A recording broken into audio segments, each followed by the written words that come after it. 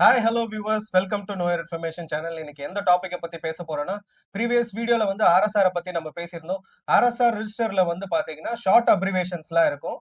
அந்த short abbreviations பத்தி தான் இந்த வீடியோல டிஸ்கஸ் பண்ண போறோம். வாங்க சேனலுக்குள்ள போலாம். வணக்கம். வணக்கம்.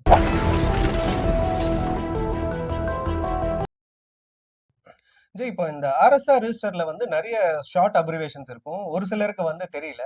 ஸோ அதை பத்தி தான் வந்து இந்த வீடியோல உங்ககிட்ட நான் கேள்விகள் கேட்க போறேன். இப்போ வந்து நஞ்சைன்னு சொல்லிட்டு சொல்றாங்க இல்லையா? அத ஆர்எஸ்ஆர் ரிஜிஸ்டர்ல எப்படி மென்ஷன் பண்ணிருப்பாங்க? அது நஞ்சை அப்படின்றத நான் அப்படின்றத ஃபர்ஸ்ட் லெட்டர் மட்டும் தான் போட்டிருப்பாங்க. அது நஞ்சை அப்படின்னா என்ன அப்படின்னு பாத்தீங்கன்னா, இப்போ வந்து லேண்ட் வந்து இப்போ ஏதாவது ஒரு இரிகேஷன் ஆற்று நீர் பாசனம், இல்லைன்னா கிணத்து நீர் பாசனம், ஏரி நீர், இந்த மாதிரி ஏதாவது நீர்ப்பாசன வசதிகள் இருக்கக்கூடிய நிலங்கள் வந்து நஞ்சை அப்படின்னு வந்து வகைப்படுத்தி வச்சிருந்திருப்பாங்க. அதனால அதுல வந்து நான் அப்படின்ற வார்த்தையை வந்து ஆர்எஸ்ஆர் ரெஜிஸ்டர்ல மென்ஷன் பண்ணிருப்பாங்க. ஓகே, நான் போட்டுட்டு டாட்ன்ட்டு மென்ஷன் பண்ணிருவாங்க. வெறும் நான் அப்படின்ற வார்த்தை மட்டும் மென்ஷன் இருக்கும். நஞ்சை அப்படின்ற பதிலாட்டு ஓகே. ஏன்னா அந்த ரெஜிஸ்டர்ல எல்லாமே வந்து ஃபுல்லும் எழுத முடியாது இல்லையா? ஓகே. அதனால நஞ்சை அப்படின்னு நிலம் அப்படின்னா அந்த இடத்துல வந்துட்டு நான் அப்படின்ற வார்த்தை மட்டும் தான் இருக்கும். சோ பிராக்கெட்ல எல்லாம் எதுவும் கொடுக்க மாட்டாங்க. சோ இந்த ஷார்ட் அப்ரிவேஷன்ஸ் தான் அதுல இருக்கும். சோ அதே மாதிரி இந்த ஆர்எஸ்ஆர் ரெஜிஸ்டர்ல வந்து புஞ்சைன்னு சொல்லிட்டு மென்ஷன் பண்றாங்க. புஞ்சை அப்படின்றது பொதுவா என்னன்னா அந்த வானம் பார்த்த பூமி அப்படின்னு. சோ முழுக்க வந்து அந்த மழையை நம்பிதான் விவசாயமே நடக்கும். மழை கரெக்டா அந்த பருவ காலத்துல மழை பெஞ்சிச்சு அப்படின்னா அந்த இடம் வந்துட்டு செழிப்பா இருக்கும், அது விவசாயம் நடக்கும். இல்லைன்னா ட்ரை ஆகுறதுக்கு வாய்ப்பு இருக்கு. அதுல வந்து அந்த புஞ்சையோட ஃபர்ஸ்ட் எழுத்து அந்த பூ இருக்கு இல்லையா, அந்த ஒரு வார்த்தையை மட்டும் தான் போட்டிருப்பாங்க. ஓகே. அதே மாதிரி இப்போ இந்த ஆர்எஸ்ஆர் ரெஜிஸ்டர்ல மனையடி, புஞ்சை, நஞ்சை அப்படின்னு சொல்லிட்டு சொல்றாங்க. அதை எப்படி ஷார்ட் அப்ரிவேஷனா அது கொடுத்தாங்க? எப்படின்னா மனையடி நஞ்சை அப்படின்றது என்னன்னா, ஆல்ரெடி வந்து அது விவசாய நிலம் நஞ்சை அல்லது புஞ்சையா இருந்தது. இப்ப வந்து அது வந்துட்டு வீடுகளா மாற தொடங்குது அப்படின்றதுக்கான மென்ஷன். அது ரெண்டும் இந்த மனையடி நஞ்சை அப்படின்னா ஒரு டாட் போட்டு போ அப்படின்றத போட்டிருப்பாங்க. மனையடி புஞ்சை அப்படின்னு. அதே மாதிரி மனையடி நஞ்சை அப்படின்றதுன்னா அது புள்ளி வந்து போட்டு நான் போட்டிருப்பாங்க. சோ அவ்வளவுதான். சோ அப்ப நம்ம என்ன புரிஞ்சுக்கணும்னா அந்த இடம் வந்துட்டு விவசாயத்துல இருந்து சேஞ்ச் ஆகுது, அந்த இடம் வந்து மாறிக்கிட்டு இருக்கிற ஒரு வாய்ப்பு அப்படின்னு. பொதுவா பாத்துரு இப்ப நிறைய ரியல் எஸ்டேட் எல்லாம் போடுறாங்க அப்படின்னா சில இடங்கள் விவசாய இடங்கள்ல தான் அவங்க அதை அப்டேட் பண்ணி அதுக்கப்புறம் இது பண்ணுவாங்க. சோ அந்த இடங்களுக்கு தான் வந்து அது அப்படி இருக்கும். சோ இப்போ நியர்பை ஏரியாலாம் வீடு வர ஆரம்பிச்சுன்னு வச்சுக்கோங்களேன். அப்ப நிலம் ஆல்ரெடி நஞ்சையா இருக்கக்கூடிய இடம் நம்மளுடைய இடத்தையும் வந்து அது அந்த மாதிரி மாத்துறதுக்கு மனையடி நஞ்சை அல்லது மனையடி புஞ்சை அப்படின்னு மாத்துறதுக்கு வாய்ப்புகள் இருக்கு. ஓகே. இப்போ நத்தம்ன்றது வந்து எப்படி ஆர்எஸ்ஆர் ரெஜிஸ்டர்ல மென்ஷன் பண்ணிருப்பாங்க ஷார்ட்டா? அதுக்கு வந்து நம்ம கிராம நத்தம் தான் நம்ம சொல்லுவோம். அத வந்து வெறும் நத்தம் அப்படின்னே தான் கொடுத்திருப்பாங்க. ஏன்னா அது 4 வார்த்தை தானே. இது என்ன மக்கள் குடியிருப்புக்காக கொடுக்கக்கூடிய இடம். அது கிராம நத்தம் அப்படின்றது இருக்கும்.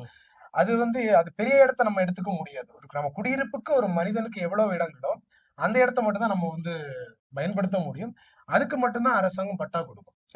நீங்க ஒரு கிராம நத்தம் அப்படின்ற இடத்துல 10 ஏக்கரை வந்து நீங்க ஆக்குபை பண்ணி வச்சிருந்தீங்கன்னா 10 ஏக்கருக்கு உங்களுக்கு பட்டா கொடுக்க மாட்டாங்க.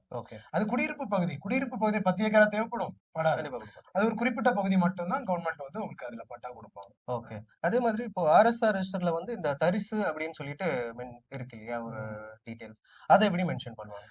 தரிசு அப்படின்றத அப்படின்ற ஒரு வார்த்தையை மட்டும் மென்ஷன் பண்ணிருப்பாங்க. இது வந்து ட்ரைலேண்ட். இப்ப நிறைய இடங்கள்ல நம்ம பார்ப்போம் இல்லையா, அந்த இடத்துல வந்து எது விவசாயம் இருக்காது, வேற எதுவுமே இருக்காது, சும்மா வந்து காடு மாதிரி அப்படியே இருக்கும். அத வந்து தரிசு நிலம் அப்படின்னு வகைப்படுத்தி வச்சிருக்காங்க. அதுக்கு அந்த ஃபர்ஸ்ட் லெட்டரை வந்து அப்படின்றத மட்டும் நம்ம மென்ஷன் பண்றாங்க. ஓகே. சோ அதே மாதிரி வந்து இந்த அனாதின தரிசு அப்படின்னு சொல்லிட்டு இந்த ஆர்எஸ்ஆர் ரெஜிஸ்டர்ல மென்ஷன் பண்றாங்க. இது ரொம்ப முக்கியமான ஒரு விஷயம். என்ன அப்படின்னா உரிமையாளர் யார் அப்படின்னு தெரியல அப்படின்னா அத வந்து அனாதீன தரிசு அப்படின்றத கொடுத்திருப்பாங்க. ஏன்னா உரிமையாளர் இல்ல நாங்க விவசாயமே நடக்காது இல்லையா. சோ அது ஒரு பிரச்சனை இருக்கு. இது எப்போ நடந்திருக்கும்னா அந்த இப்போ ஒரு லேண்ட் ஒரு உரிமையாளர் அவங்க வந்து இப்போ ரீசர்வே பண்ணும்போது, ஃபார் எக்ஸாம்பிள் நம்ம முன்னாடி பேசின மாதிரி 1910, 20, 30 அந்த காலகட்டங்களா இருக்கலாம். இல்லைன்னா யூடிஆர் ஸ்கீம் அந்த காலகட்டங்களா கூட இருக்கலாம்.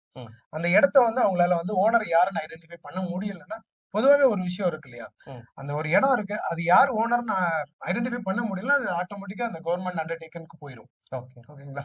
அப்படின்னு இருக்கும்போது அது அனாதீன தரிசு அப்படின்றது இருக்கும். அதுல வந்து அப்படிதான் போட்டிருப்பாங்க. அது கவர்மெண்டோட கட்டுப்பாட்டுக்குள்ள இருக்கும். பட் அது உங்க நிலம் தான் அப்படின்னா you have to be proof.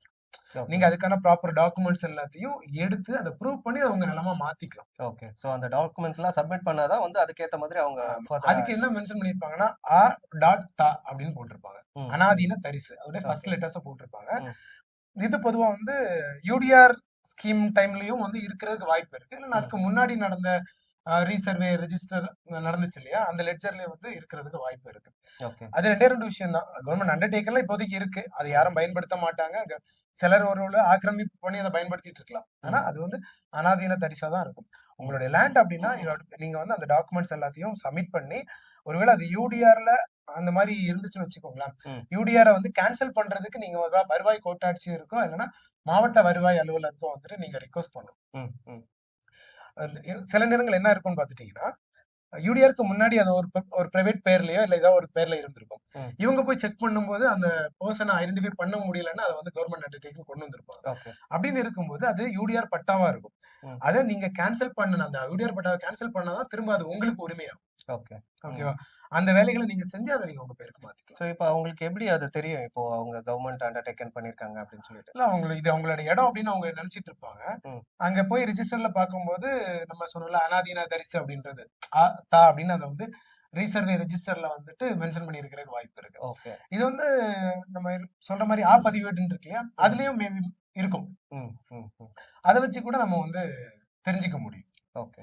So அதே மாதிரி வந்து இந்த ஆர்எஸ்ஆர் ரெஜிஸ்டர்ல வந்து புறம்போக்குன்னு சொல்லிட்டு அதை எப்படி ஷார்ட் அப்ரிவேஷனா மென்ஷன் பண்ணிருப்பாங்க? அது புறம்போக்குன்னே தான் மென்ஷன் பண்ணிருக்காங்க. ஏன்னா புஞ்சை அப்படின்றதுக்கு ஃபர்ஸ்ட் வார்த்தை நம்ம யூஸ் பண்ணும்போது ஃபர்ஸ்ட் வார்த்தையை நம்ம யூஸ் பண்ணும்போது கன்ஃபியூஷன், இது வந்து புஞ்சை நிலமா இல்ல புறம்போக்கு அப்படின்றதுனால இதை புறம்போக்குன்னே வச்சிருக்காங்க. இது அரசினுடைய பயன்பாட்டுக்கு, இல்லைன்னா அது வந்து அரசினுடைய முழு கட்டுப்பாட்டுக்குள்ளதான் இருக்கும்.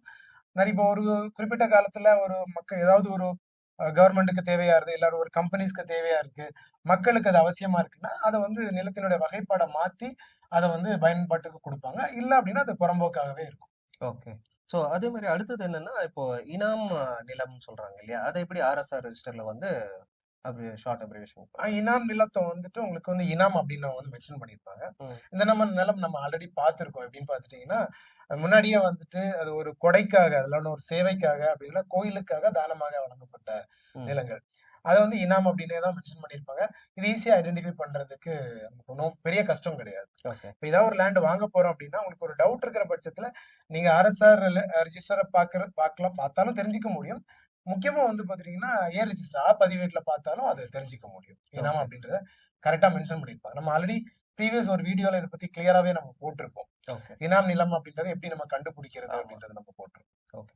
சோ அடுத்தது என்னன்னா, இந்த வகை ஆக்கப்படும் சொல்லிட்டு வந்து ஆர்எஸ்ஆர் ரெஜிஸ்டர்ல எப்படி மென்ஷன் வகை ஆக்கப்படும் அப்படின்னா, இதுல வந்து கவர்மெண்ட் வந்து ஒரு குறிப்பிட்ட இடத்தை வந்துட்டு ஒரு குறிப்பிட்ட பயன்பாட்டுக்காக கொடுப்பாங்க. அது விவசாயத்துக்காக இருக்கலாம், ஏழை மக்கள் குடியிருப்புக்காக இருக்கலாம். ஸோ ஏதோ ஒரு விஷயத்துக்காக அவங்க கொடுக்குறாங்க. ஃபார் எக்ஸாம்பிள் வந்து டிஃபார்ம் பட்டா இருக்கு, நில ஒப்படை பட்டா, அந்த மாதிரி நிறைய விஷயங்கள் இருக்கு இல்லையா. அப்போ அந்த வந்து நீங்க புறம்போக்கு நிலமா இருக்கக்கூடியதை அவங்களுக்கு கொடுக்கணும் அப்படின்னா ஜஸ்ட் அதை சேஞ்ச் பண்ணி மாத்தி கொடுப்பாங்க. அப்போ டிஃபார்ம் பட்டா ஒருத்தர் வச்சிருக்கிறாரு, ரொம்ப நாள் அவங்க பயன்படுத்துறாங்கன்னா அதை வந்து திரும்ப அங்க ரயத்துவாரி அப்படி இல்லைன்னு வச்சுக்கோங்களேன், அவங்களுக்கு வந்து கிராம நத்தமா மாத்தி வகைப்பாடு மாத்தி அவங்களுக்கு வந்து கொடுப்பாங்க, தனிப்பட்டாவா கொடுப்பாங்க. அதுக்கு வந்து வகையாக்கப்படும் அப்படின்றது அதுல இருக்கும். அப்படின்னா நீங்க அதை தெரிஞ்சுக்கலாம். அந்த அதுக்கு வந்து அப்படின்றத கொடுத்துருப்பாங்க. நீங்க அதை பாத்துட்டீங்க அப்படின்னா ஓகே, ஆல்ரெடி இது புறம்போக்கா இருந்திருக்கு, இப்ப வந்து அது ரயத்து வாரியா மாத்திருக்காங்க. ஆல்ரெடி வந்துட்டு டிஃபார்ம் பட்டாவா இருந்திருக்கு, அதை ரயத்து வாரியா மாத்திருக்காங்க. ஏன்னா அவங்களுக்கு ஒரு விவசாய நிலமா மாத்திருக்காங்க. சோ அந்த மாதிரி வந்து தெரிஞ்சுக்கிறதுக்கு இது ஒரு சின்ன ஒரு சிம்பிள் தான். ஓகே. சோ இதை தாண்டி வந்து இந்த ஆர்எஸ்ஆர் ரெஜிஸ்டர்ல வந்து நம்ம என்னென்ன பார்க்க வேண்டிய விஷயங்கள் இருக்கு? இதுல வந்து என்னன்னா, ஆர்எஸ்ஆர் ரெஜிஸ்டர்ல நீங்க போய் பாக்குறீங்கன்னா நம்ம வந்து நிலத்துடைய வகைப்பாடுகள் அது எப்படி அவங்க மென்ஷன் பண்ணிருப்பாங்க, ஷார்ட் வேர்டு என்னது அப்படின்றத நம்ம சொல்லிட்டோம். முக்கியமா வந்துட்டு அதுல ரீசர்வே பண்றதுக்கு முன்னாடி ஒரு சர்வே நம்பர் இருந்திருக்கும், ரீசர்வே பண்ண பிறகு ஒரு நம்பர் கொடுத்திருப்போம். அப்போ பழைய சர்வே நம்பர், புதிய சர்வே நம்பர், இதை கரெக்டா நீங்க வந்து பார்த்து செக் பண்ணிக்கணும். முக்கியமா பாத்துட்டீங்கன்னா அதோட லேண்டோடைய தரம் அப்படின்றது கொடுத்திருப்பாங்க, அதுக்கு ஒரு சில நம்பர்ஸ் கொடுத்துருவாங்க. இது என்னன்னா அந்த லேண்டோட வேல்யூவை வந்து நமக்கு மென்ஷன் பண்ணி கொடுக்கும். இப்ப ட்ரை லேண்டா, வெட் லேண்டா, சோ அது விவசாயத்துக்கு உகந்த லேண்டா அப்படின்றத ஒரு இது பண்ணி கொடுத்திருப்பாங்க. அதுக்கப்புறம் என்னன்னு பாத்தீங்கன்னா பட்டா, அதனால பயன்பாட்டுல இருக்கு. பட்டா அப்படின்னா தெரியும் நமக்கு, ஓனர்ஷிப் ஆஃப் த டாக்குமெண்ட் தான். சிலர் வந்து அனுபவ பாத்தியங்கள்ல இருப்பாங்க. இப்ப வந்து அது வந்து கவர்மெண்ட் லேண்டா இருக்கலாம், இல்ல இன்னொருத்தருடைய லேண்டா இருக்கலாம், கோவில் லேண்டா இருக்கலாம், அதை வந்து பயன்படுத்துவாங்க அனுபவ பாத்தியம். சோ அந்த டீடைல்ஸ் அவங்க வந்து இதுல கொஞ்சம் கிளியரா பாத்துக்கிட்டாங்க அப்படின்னா அதுக்கு உங்களுக்கு பயனுள்ளதா இருக்கும். ஓகே. சோ வியூவர்ஸ், இந்த இன்ஃபர்மேஷன் உங்களுக்கு பிடிச்சிருக்கும்னு நாங்க நம்புறோம். இன்கேஸ் உங்களுக்கு இதுல ஏதாவது டவுட்ஸ் இருந்ததுன்னா கமெண்ட் பாக்ஸ்ல கமெண்ட் பண்ணுங்க. 24 to 48 hours உங்களுக்கு ரிப்ளை வரும். தேங்க்ஸ் ஃபார் வாட்சிங் நியூ இயர் இன்ஃபர்மேஷன் சேனல். நன்றி, வணக்கம். வணக்கம்.